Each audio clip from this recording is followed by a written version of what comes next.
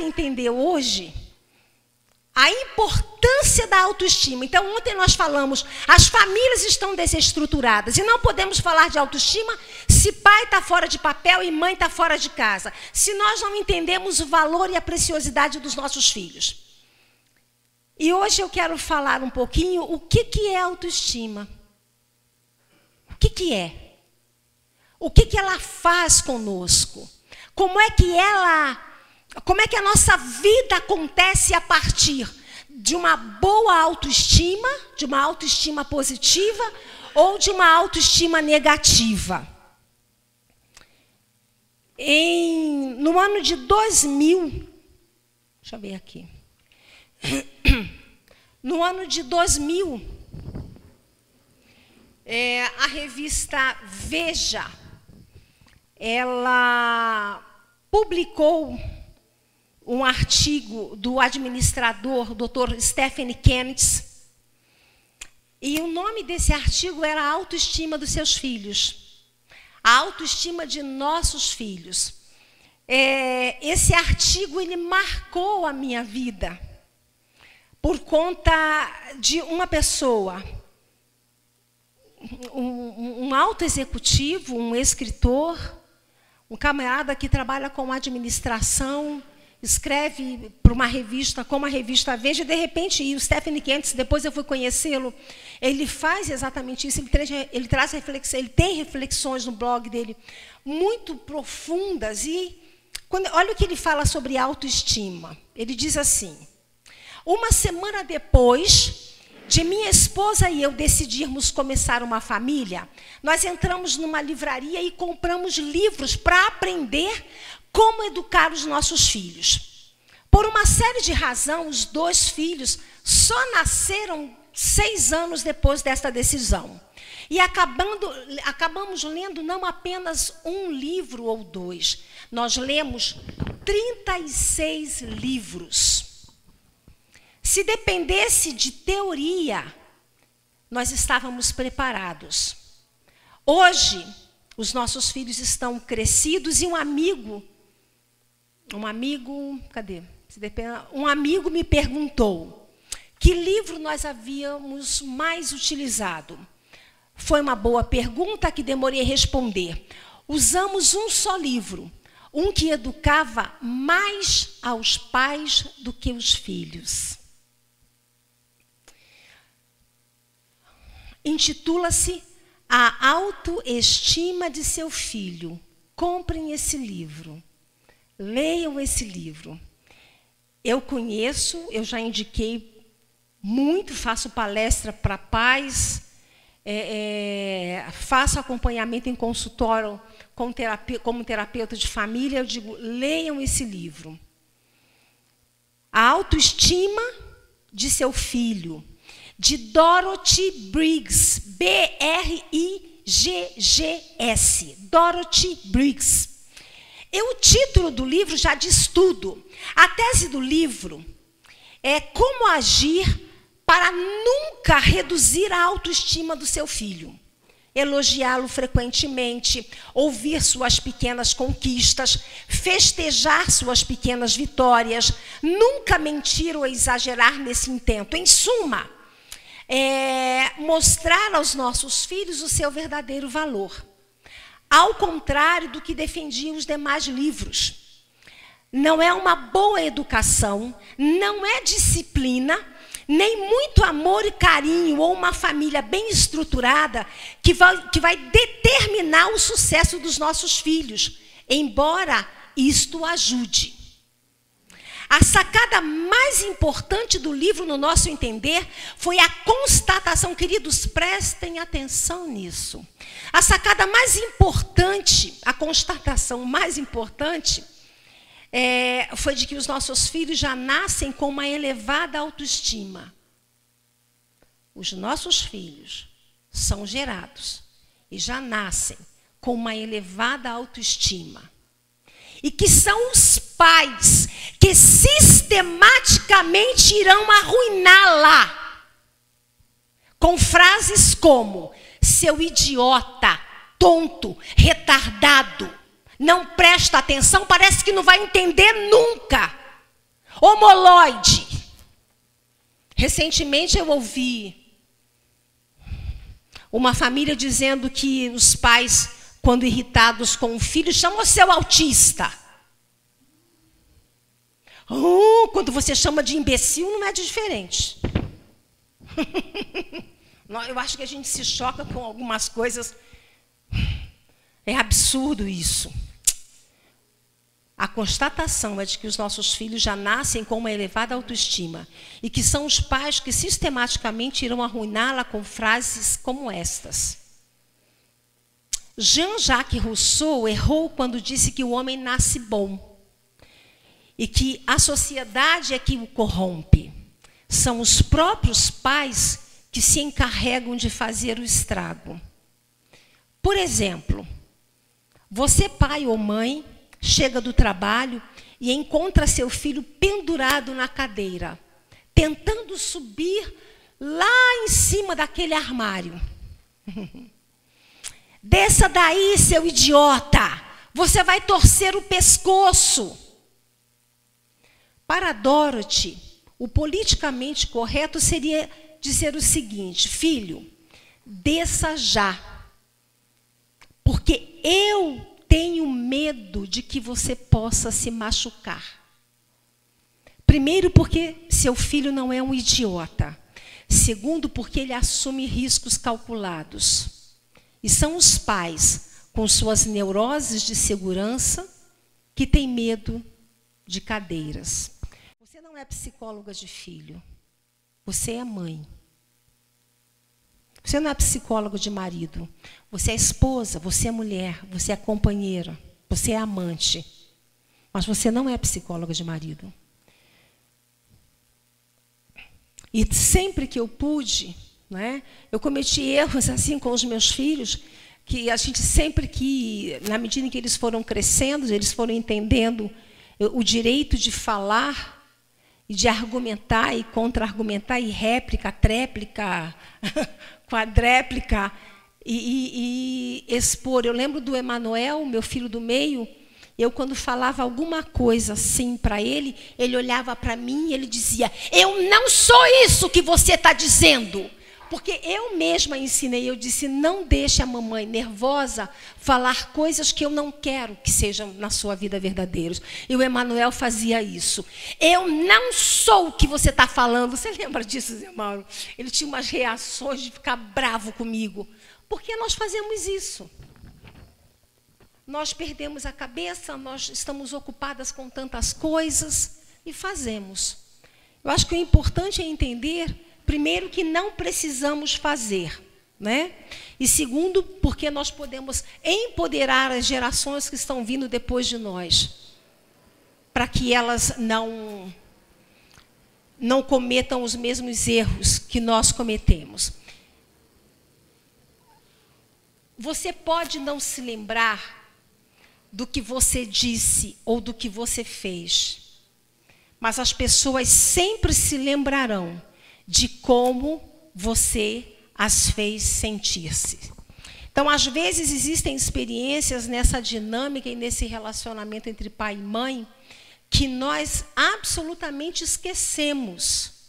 Mas os nossos filhos, aqueles a quem, no momento de irritabilidade, de tensão, de preocupação, ou sei lá do que, a quem nós ferimos, eles não vão esquecer a forma como nós os fizemos sentir-se. E vão carregar isso, às vezes, por muitos anos. Bom, ontem, eu coloco nessa transparência, nesse PowerPoint, o quê? A autoestima como um fator relevante para a construção da nossa história. Por isso que hoje eu quero falar o que é autoestima e a importância dela. Depois de nós entendermos as mudanças e a desconstrução que precisa acontecer nas nossas vidas. Amanhã eu vou falar sobre desenvolvimento emocional dos nossos filhos. E amanhã eu vou trazer uma série de necessidades emocionais que precisam ser supridas dentro do processo de desenvolvimento de uma criança para que ela cresça com uma boa autoestima. Ontem nós falamos desse texto, eu falei também do Salmo 8, e ele diz como Deus nos vê: mas vós sois geração eleita, o sacerdócio real, a nação santa, o povo adquirido, para que anuncieis as grandezas daquele que vos chamou das trevas para a sua maravilhosa luz. Eu queria essa mesinha aqui, Gil, porque aí eu não preciso ficar de costas. Pode? O moço pega.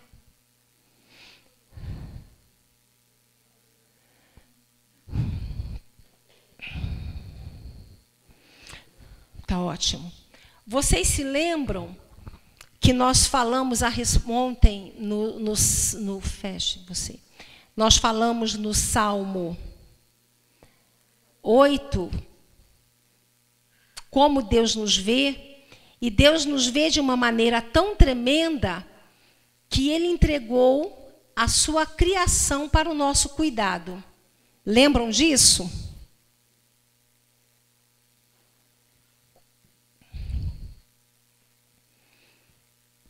Quando o Stephen Kentz fala como que as crianças nascem com uma boa autoestima, eu diria que seria simplesmente nós pensarmos o que Deus fala de nós antes mesmo que nós existíssemos.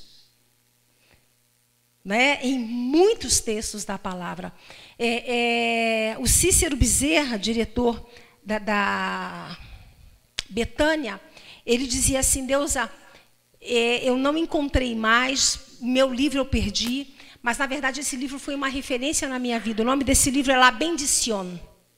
É um livro em espanhol, em que ele diz: a reflexão do autor desse livro é no sentido de que os pais, desde muito cedo, se relacionem e tratem os seus filhos sempre na perspectiva do olhar de Deus.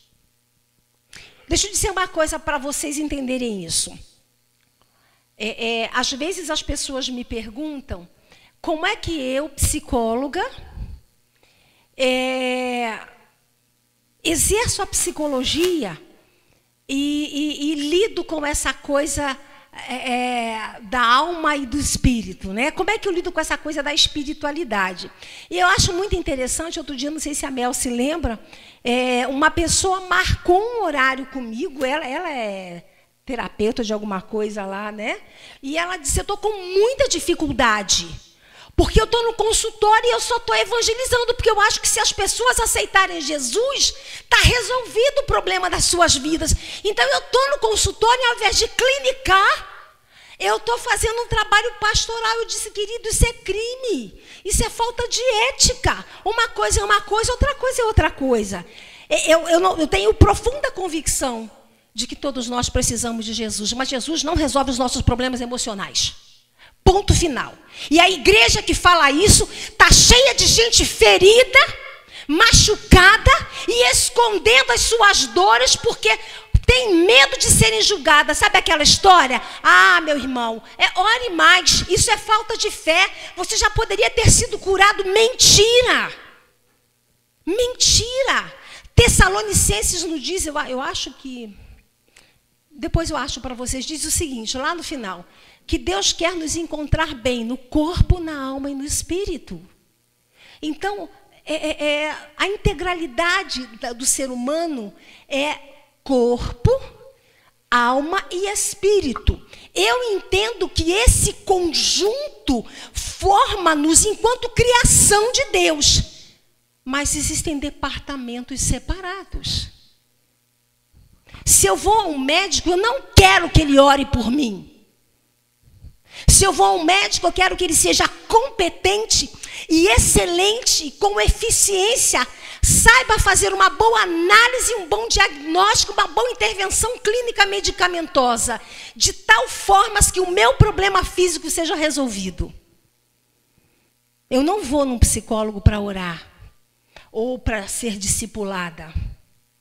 Como é que você faz? Então, eu estou falando sobre olhar, né? Eu estou falando sobre olhar para os nossos filhos e essa perspectiva de Deus. O Espírito Santo me deu uma estratégia, né? E qual foi essa estratégia? Eu não sei como é que Espírito Santo me deu, eu fui aprendendo aos poucos a partir do meu relacionamento com Deus. Eu vou usar uma metáfora dizendo assim, as pessoas quando chegam buscando ajuda, elas estão sofrendo e elas estão com problemas, independente da área que seja na sua vida. Eu vou dizer assim, elas estão com pereba. Né? Então, elas querem que eu tire as perebas, eu as ajude. O que eu aprendi a fazer? Eu aprendi a olhar para essas pessoas e perguntar para Deus, Deus, como é que o Senhor olha esse homem que está aqui na minha frente, vivendo o que está vivendo, sofrendo como está sofrendo, com tantas crises na sua vida ou com tantos traumas, que veio buscar ajuda e na minha instrumentalidade e na minha experiência técnica, eu estou aqui para ajudá-lo. Mas como é que o Senhor vê? Como é que o Senhor vê? Tem alguém na minha frente, veja o que eu estou dizendo, cheio de pereba. Eu estou vendo as perebas, eu toco nas perebas. Eu falei ontem do sofrimento que tem peso, que tem cor, que tem cheiro, que tem forma. Falei isso ontem? Então vamos lá. Eu trabalho com sofrimento humano. Quando o irmão chegou para mim, como é que tem o nome mesmo? O Emerson. Ele chegou, eu quero dizer para vocês que o sofrimento de alma que ele traz para mim, e o psicólogo trabalha com sofrimento de alma, para mim tem forma. Sofrimento não é sentimento e abstração apenas. Para mim, sentimento tem forma, tem cor, tem peso e tem cheiro. E de um modo geral, eu diria que o cheiro não é agradável, é fétido. Por quê? Porque sofrimento para mim é uma coisa muito concreta. Ninguém chega para me procurar, para me dizer, olha Deus, que coisa boa. Não, as pessoas chegam para me entregar as suas dores, os seus sofrimentos. Na verdade, as coisas boas, as pessoas me entregam depois. Quando, de repente, alguém volta, e eu tenho sempre experiências como essa, um paciente que fez o seu primeiro quadro, a sua primeira pintura. Meses depois, a vida seguiu, a minha agenda já está cheia de novo, já atendi um monte de gente naquele horário. E aí eu chego na recepção, está aquela pessoa lá, e eu fico, nossa, que legal. E aí eu vejo um embrulho, ele diz, Deus, esse aqui é o meu primeiro quadro. Esse quadro foi pintado como resultado daquilo que nós fizemos no consultório. E eu não podia dar para ninguém mais, a não ser para você. Então está aqui, é um presente. Ou uma paciente que consegue realizar algo a partir daquilo que nós trabalhamos e faz uma viagem para Israel. E 9 meses depois eu não a vi mais, eu não sei como está. Eu chego na recepção, ela está lá, sentadinha e me dá um abraço gostoso. Eu fico tão feliz de ver. Ela diz, doutora, eu fui para Israel e eu trouxe isso aqui para a senhora. Queridos, passou. Outras pessoas ocuparam o horário. Outras pessoas já se seguiram. Mas tempos depois eu ouço as coisas boas. Né? Eu ontem encontrei uma pessoa e essa pessoa falou assim, nossa, Deus, foi tão bom o nosso tempo junto, eu aprendi tanto, tem coisas que eu uso até hoje na minha vida. Mas quando as pessoas chegam para mim, não chegam desse jeito. Elas chegam emperebadas, elas chegam sofrendo. E elas pegam o seu sofrimento, queridos, e entregam para mim. Vocês se lembram ontem quando eu disse, se você entregaria aquilo que é precioso teu na mão de qualquer um?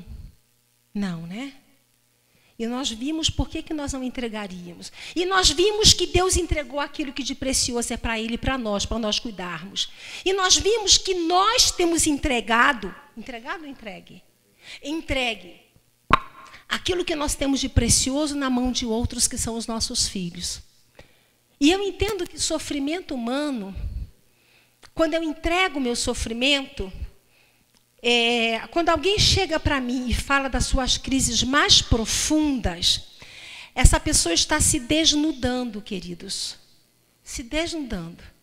Eu diria para vocês que elas me entregam porque elas têm certeza do acolhimento que eu vou fazer, do respeito que eu vou ter, do cuidado que eu vou ter. E eu entendo que sofrimento, ele acaba sendo precioso, porque é a dor que não me pertence, mas é do outro. E que o outro confiou em entregar para mim. Se desnudar. Eu sei que muitas vezes eu sei coisas de homens que sua esposa, seus filhos nunca saberão. E que aquilo precisa morrer comigo. Eu sei que muitas mulheres me entregam coisas que os seus maridos ou a pessoa mais chegada, ela nunca vai entregar. Mas ela entregou para mim. E porque entregou para mim, é algo precioso. Quando alguém te entrega algo que é precioso, você precisa saber cuidar. Você precisa respeitar e entender que, a despeito de ser uma dor, tem valor. Se eu mostro para você a minha nudez, não me faça sentir vergonha dela.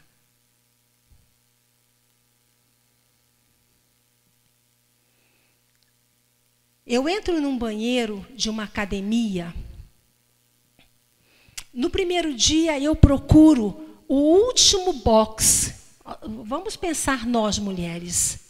Eu entro, eu vejo aquela mulherada andando pelada lá pelo banheiro, tomando banho, se secando, e eu fico pensando, nossa, eu não sei se vocês já tiveram essa experiência, mas eu já tive. E eu procuro o último box, eu levo tudo meu para lá, tomo meu banho, me seco, me visto ali, cobrindo a minha nudez.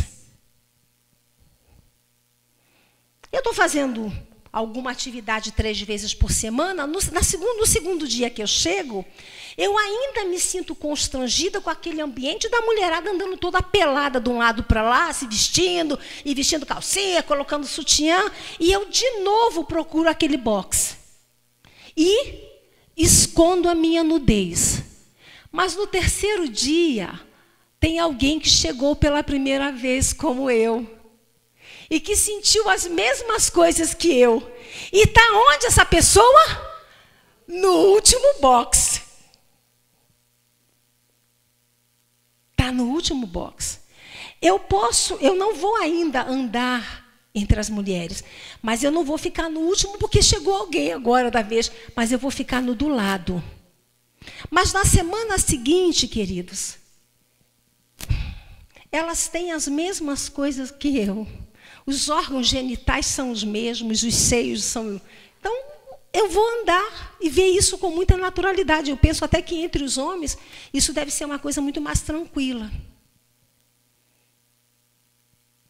Eu me desnudo, tiro a minha roupa, perdendo todo esse constrangimento,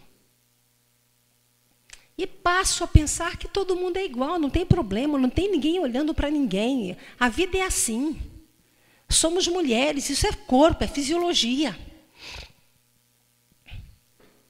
Mas a nudez de alma, ela não é dessa forma. Às vezes a nudez de alma, ela tem que ser arrancada. E arrancada com muita dificuldade e muita dor. Será que eu posso confiar na doutora Deusa? Será que ela vai conseguir entender, compreender, me acolher, me respeitar? Será que ela vai conseguir fazer empatia comigo? Então, se eu mostro para você a minha nudez, não me faça sentir vergonha dela. Quando eu perguntei para Deus, como é que o Senhor vê o Emerson? como é que o Senhor vê? Eu sei como eu estou vendo. E a partir desse diálogo, a partir dessa escuta ativa, eu passo a olhar para ele. Se me perguntarem como é, isso eu não vou saber dizer mesmo, mas eu passo a olhar e a ver que existem perebas que não são necessárias e que foram perebas que aconteceram por decorrência de coisas na vida dele. E que isso o está impedindo de viver a plenitude daquilo que Deus projetou para ele viver, de exercer aquilo que Deus o chamou para exercer, de ser aquilo em Cristo que Deus quer que ele seja, de ter as convicções que Deus quer que ele tenha. Vocês sabem como é que eu trabalho a partir daí? Nunca a partir do problema, mas a partir da solução, que é a restauração daquilo que eu entendo de Deus, que é o olhar de Deus para a vida dele.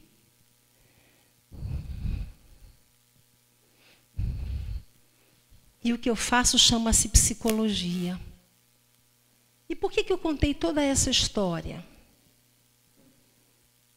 Porque nós precisamos aprender a olhar para os nossos filhos não a partir dos problemas que eles apresentam. Não a partir das perebinhas que desde muito cedo nós identificamos. Aquele temperamento difícil, aquela criança mais rápida, aquela criança mais lenta, aquela criança mais temperamental, aquela criança mais irritadiça, ou aquela criança absolutamente mais tranquila e apática, a ponto de você se preocupar com isso. Por que eu consigo olhar para as pessoas que Deus me dá para cuidar e dizer, Deus, qual é o teu olhar para este homem que está aqui sofrendo e que tem tantas dores, tantas perebas? Nós precisamos aprender a fazer isso, porque Deus já disse quem nós somos nele e quem ele quer ser em nós. A restauração do olhar de Deus vai fazer com que as nossas posturas mudem, no sentido de gerar nossos filhos, gerar no coração dos nossos filhos. Eu ontem ia falar uma coisa, eu não falei. Em Recife agora, em Jaboatão dos Guararapes, uma mãe trouxe um piazinho para eu orar por ele. Doutora, ora pelo meu filho. Não sei se você lembra, fiz até uma fotinha com ele, pequenininho, devia ter uns 3 anos. Aquele rostinho moreninho, bonitinho, né? Aí eu sentei assim pertinho dele e eu disse, como é que é teu nome? Ele me falou, agora fugiu, daqui a pouco eu lembro. Eu disse, posso orar com você? Ele disse assim. Falei, então vem cá. Sabia que você é uma bênção de Deus? Ele de olhinho fechado. Aí eu comecei a orar, Senhor, que os teus projetos na vida dele se cumpram, que ele continue sendo uma bênção, que ele cresça o homem que o Senhor projetou para que ele cresça, que a sua mãe seja instrumento nas tuas mãos para gerar no coração dele. E fui orando com ele. E disse, querido, Deus tem algo grande, um projeto maravilhoso na sua vida. Gente, um toquinho de gente assim. A mãe dele entrou no Facebook essa semana e me contou toda a oração. Disse, doutora, o meu filho falou assim, mãe, sabe o que ela falou para mim? Ela falou que eu sou uma bênção de Deus. E ela falou para mim aquele negócio que você fala todo dia, que Deus tem um projeto com a minha vida. E ela pediu para Deus, como é que ele falou? Ele disse que eu pedi para Deus fazer com a mãe dele aquilo que ela pede sempre que eles oram, que ela seja uma bênção na vida dele. O que eu fiz, queridos? Eu reforcei uma coisa, algo que ele já tem experimentado na sua vida familiar. eu falei de algo que para ele não foi estranho, porque ele já tem experimentado isso a partir das pessoas significativas da sua vida, que é o seu pai e a sua mãe. Alguns anos atrás eu fiz uma palestra numa igreja muito grande que tem aqui em Curitiba e que tem mais secretários do que muitas empresas. Sem comentários. E eu dei um treinamento e a secretária, não sei como é que é lá, sênior, ela disse: doutora, eu queria muito que a senhora trabalhasse com autoestima no grupo de secretárias. Então, eu trabalhei com elas, fiz algumas avaliações e tal, e depois nós falamos bastante. E uma pessoa disse para mim assim: Deusa, eu estou muito emocionada com tudo isso que você está falando. Sabe por quê? Porque a minha mãe sempre me disse que eu era a solução. A minha mãe sempre me disse que eu era, não sei se é florzinha do campo, é um nome assim, gentil, carinhoso. Todas as vezes que eu não conseguia fazer alguma coisa, a minha mãe vinha no meu ouvido, preste atenção, e ela dizia assim: filha, você consegue, você é muito inteligente, vamos tentar de novo? E ela disse: Deusa, todas as vezes que eu precisava fazer alguma coisa na minha vida que não havia dado certo, parece que aquela voz vinha no meu ouvido e dizia assim: filha, você é muito inteligente. Vamos, tenta de novo. Vamos fazer juntas agora. Agora você vai conseguir. Esta voz no meu ouvido ecoa, me dizendo: não desista, persevere, continue, avance, tente de novo, você é capaz, você consegue, siga em frente. É proporcional, esse eco maravilhoso, ele é proporcional ao seu burro, idiota, nunca vai ser nada na vida, seu retardado, parece que não aprende nunca. As duas vozes ecoam. A mãe daquela pessoa soube gerar naquela filha aquilo que estava no coração de Deus. Ela é ministra de louvor, uma pessoa que tem uma voz tremenda. Quando ela começa a cantar, parece que os anjos vêm junto com ela e é uma adoração, uma coisa maravilhosa. Precisamos olhar para os nossos filhos a partir do olhar de Deus. E o olhar de Deus está sempre na solução e não no problema. Nós precisamos declarar a solução. Nós precisamos declarar as possibilidades, nós precisamos declarar a capacidade, nós precisamos declarar a coragem, nós precisamos declarar aquilo que o levanta para ser o que Deus chamou para ele ser.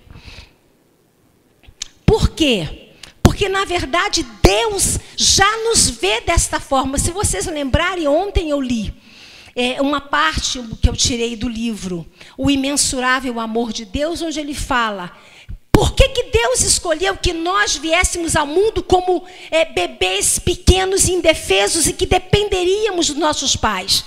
Ele fez isto porque ele queria que o seu amor fosse modelado na nossa vida, e a partir do pai e da mãe. E que as crianças pudessem crescer nutridas e com um conceito correto de si mesmo, sendo amadas, valorizadas e aceitas. E ele fecha dizendo assim: mas infelizmente, muitas famílias não alcançam esse objetivo.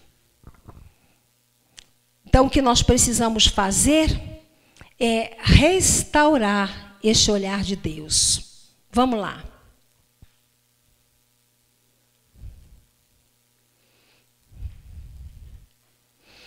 Os dramas da vida, tá, da nossa vida, eles são reflexo das visões mais íntimas que nós temos a nosso respeito. E quando eu falo em visões mais íntimas, eu falo dos pensamentos